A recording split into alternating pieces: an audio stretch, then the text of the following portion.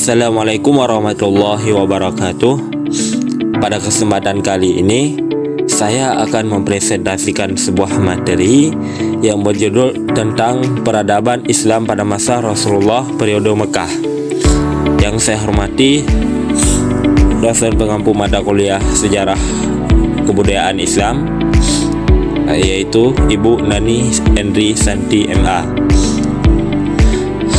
Dan saya nama Zulfan, NIM 1012024036, akan mempresentasikan hasil kerja kelompok, hasil kerja saya. Nah, dalam pembahasan kali ini kita akan membahas tentang 5 pilar poin utama. Satu, yang pertama yaitu tentang kondisi masyarakat Arab pada masa jahiliyah. Yang kedua, tentang turunnya wahyu pertama kepada Rasulullah Sallallahu Alaihi Wasallam. Yang ketiga, tentang dakwah Rasulullah Sallallahu Alaihi Wasallam secara sembunyi-sembunyi. Dan yang keempat, dakwah Rasulullah Sallallahu Alaihi Wasallam secara terang-terangan. Dan yang terakhir yaitu tentang tantangan dari kaum Quraisy terhadap dakwah Rasulullah Sallallahu Alaihi Wasallam. Melalui pembahasan kelima poin ini, kita akan memahami bagaimana Islam pertama kali disebarkan dan tantangan yang dihadapi oleh Rasulullah Sallallahu Alaihi Wasallam dalam menyampaikan risalah di kota Mekah.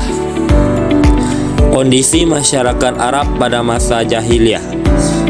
Yang pertama yaitu jahiliyah, yang berarti masa kebodohan. Sebelum datangnya Islam, masyarakat Arab terpecah dalam sistem kabilah atau suku yang saling bermusuhan. Peperangan antar suku terjadi terus-menerus selama bertahun-tahun.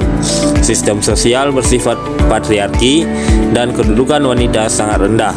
Praktik mengubur bayi perempuan hidup-hidup, wa'ad al-banat, marak terjadi.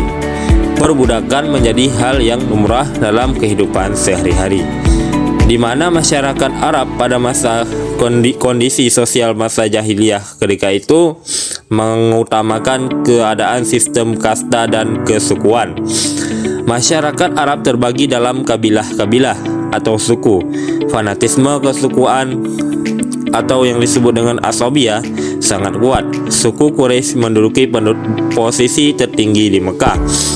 Peperangan antar suku sering terjadi karena dalam solidaritas kesukuan menjadi identitas utama. Adanya praktik perbudakan yang merajalela. Budak diperjualbelikan seperti barang dagangan, tidak memiliki hak dan kebebasan apapun. Budak dapat diwariskan kepada keturunan. Kedudukan wanita yang sangat rendah. Wanita dianggap sebagai aib keluarga. Praktik mengubur bayi perempuan hidup-hidup, tidak memiliki hak waris dan kepemilikan. Poligami tanpa batas dilakukan secara bebas. Kondisi agama dan budaya pada masa jahiliyah. Penyembahan berhala. Masyarakat Arab menyembah berhala sebagai perantara kepada Allah. Terdapat lebih dari 350 berhala di sekitar Ka'bah. Berhala bernama Hubal, Lata dan Uzza dan Manat. Ka'bah yang dibangun Nabi Ibrahim dijadikan tempat penyembahan berhala. Setiap kabilah memiliki berhala sendiri. Tradisi dan kebiasaan Arab pra-Islam. Yang pertama yaitu mengubur bayi perempuan hidup-hidup, praktik riba dan penindasan ekonomi, minum khamar dan berjudi, peperangan antar kabilah yang berkepanjangan, perbudakan yang merajalela, wanita tidak memiliki hak waris. Materi selanjutnya yaitu tentang turunnya wahyu pertama. Ketika Rasulullah SAW sering menyendiri untuk beribadah di sebuah gua yang bernama Gua Hira, sebuah gua yang berada di bukit Jabal Nur, beberapa kilometer dari kota Mekah, beliau merenungkan kebesaran Allah dan mencari kebenaran hakiki.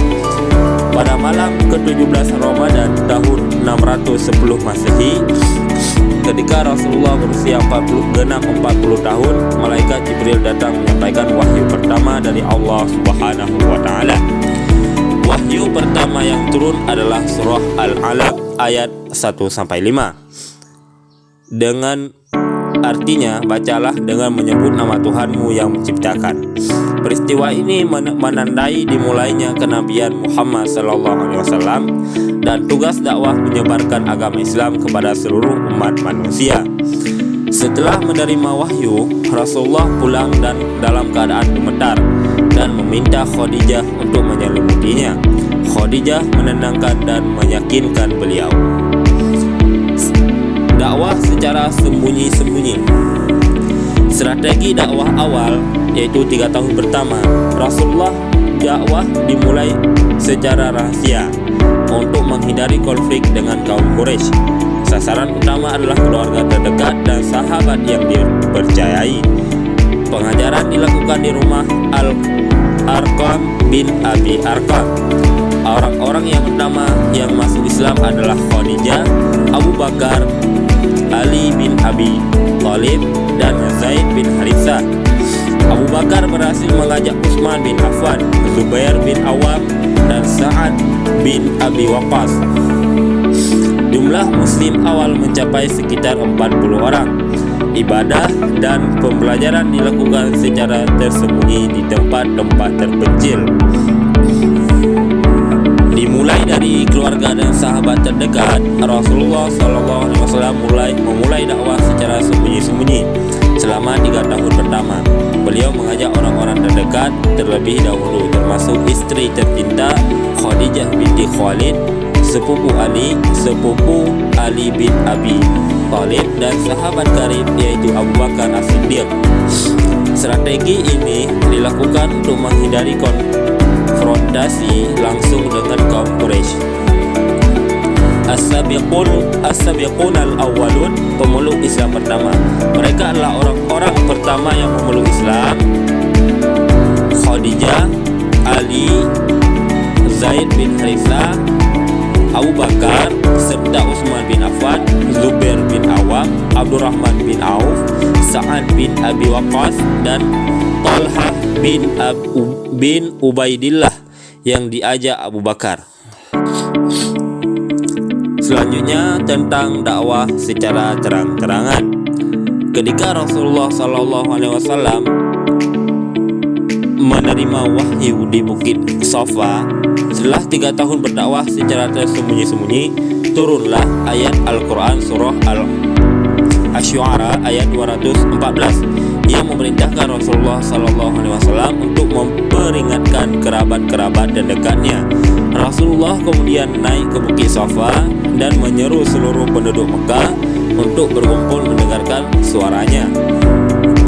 Seruan kepada seluruh kaum Quraisy. Rasulullah SAW mengumpulkan seluruh kabilah Quraisy dan bertanya apakah mereka percaya jika beliau memberitahu ada pasukan musuh di balik bukit. Mereka menjawab percaya karena beliau dikenal Al-Amin, yang terpercaya. Kemudian Rasulullah menyampaikan risalah tauhid dan memperingatkan azab Allah Subhanahu wa taala.